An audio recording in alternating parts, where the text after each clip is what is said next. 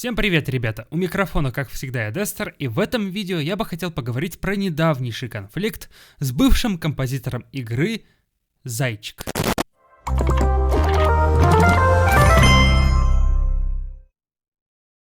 Да, ребята, все вы прекрасно знаете эту великолепнейшую игру. Российская хоррор-новелла «Зайчик». В ней, чтоб вы понимали, самая лучшая озвучка, лучшая игра, хоррор, сюжет, но и самое главное — это музыка. Она передает больше чувств и эмоций. Но 20 февраля в 19:15 на телеграм-канале Dragology вышел пост, что Куплинов удалил все серии прохождения новеллы «Зайчик» из-за угроз бывшего композитора игры. Я еще такой думаю, что там у них произошло, тем более я уже столько времени не заходил в телеграм-канал Сайкона.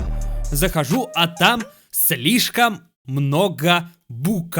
Но перед тем, как читать эти длиннющие посты, я решил почитать пост Dragology, что же там произошло. И как я понял, по словам Дмитрия, его начал шантажировать Петякин, Дмитрий Петякин, бывший композитор игры, у которого разработчик купил игру. Сначала Петякин угрожал создателю новеллы Сайкона, требуя от него больше денег за использование его композиции в игре. Жесть какая-то, вообще не понимаю, то бишь после того, как эта игра выстрелила, прям уже, видите ли, она миллионы собрала, он уже начал требовать от создателя игры больше денег? Что за тупость? Да, я понимаю, что эта игра стрельнула прям настолько, но это же не означает, что она собрала уже там больше 1 000 000 рублей. Как я и говорил ранее, сначала Петякин угрожал создателю новеллы Сайкона, требуя у него больше денег за использование его композиции в игре. Но не получив этого желаемого, Петякин начал угрожать знакомым и родным разработчиков, писать на них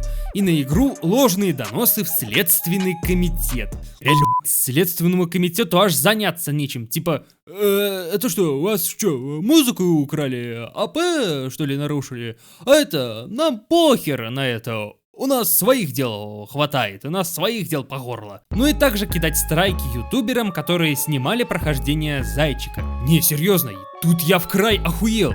Типа, то, что они проходили игру, допустим, с твоей авторской музыкой, ты за это им кидаешь страйки? А ты не охуел? Слушай, Дмитрий Куплинов в своем телеграм-канале написал, что не хочет рисковать даже временным баном канала, поэтому удалил все ролики. Но несмотря на это, ролики прохождения Зайчика сохранились в ВКонтакте. Я, конечно, хз, заливал ли он туда заранее, или после того, как началось все это замедление Ютуба. Но, Дмитрий, тут что-то... Если что, я сразу каюсь за свои слова, но, Дмитрий, тут ты тоже молодец, нашел где заливать. Разработчики игры, в том числе Сайкона, написали в своем телеграм-канале, что они заменили всю музыку Петякина на новую. А после того, как я перечитал этот пост Dragology, я решил посмотреть на эти длинные посты. Что же написали разработчики Tiny Bunny на своем основном телеграм-канале? Почитал я, и тут они написали, что помимо Дмитрия Петякина, тут был задействован еще один их коллега, бывший переводчик на испанский. Зовут его Евгений Иванов. Почитав я мельком, понял, что Петякин присылал угрозы всем в личку. А после бана он начал писать им с фейковых аккаунтов и присылать им троллей. В общем, понятно, стандартная схема мошенничества. Что же может быть хуже? Так еще смотрите, вот такая вот странная фигня. Он, чтобы вы понимали, заключил договор о бессрочном владении музыки. И потом же, после того, как игра выстрелила, он начал требовать больше денег.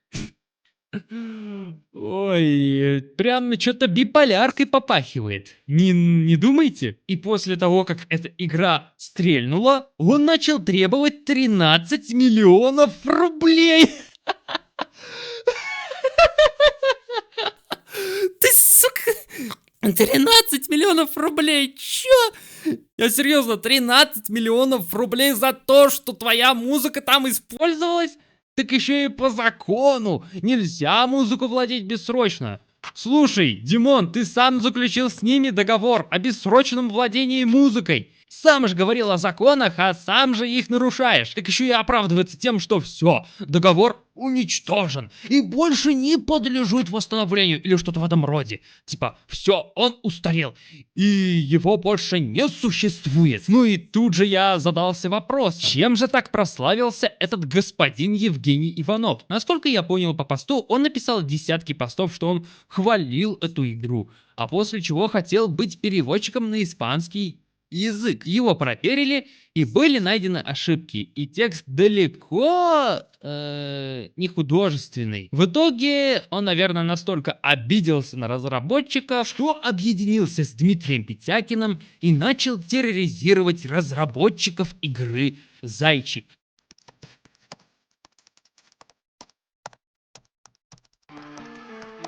И что же я могу сказать по этому данному конфликту? Мне же нужно сюда вставить свои 5 копеек. Было два дебила. Один хотел власти, богатства, а другой хотел попасть в комьюнити. Но у них не получилось, и решили они отомстить бессмысленными путями, оправдываясь, обманывать и шантажировать. Так еще и попал под раздачу безобидный летсплейщик Винди 31. Ну а так я хочу пожелать нашим разработчикам игры Сайкона и другим ребятам удачи и надеяться, что вся эта ситуация пройдет в лучшую сторону. Ну а на этом у меня все. Ставьте лайки, подписывайтесь на канал.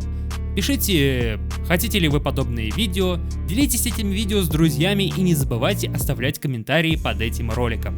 Всем пока и до скорых встреч. Недавнейший конфликт с бывшим, который будет портить дубляж. Точнее, будет не портить, который будет портить, как обычно, начальную вставку. Когда создал канал я на ютубе, то начались скандалы и ссоры. Что занимаюсь я хернёю вовсе. Вот как мне быть с таким отношением?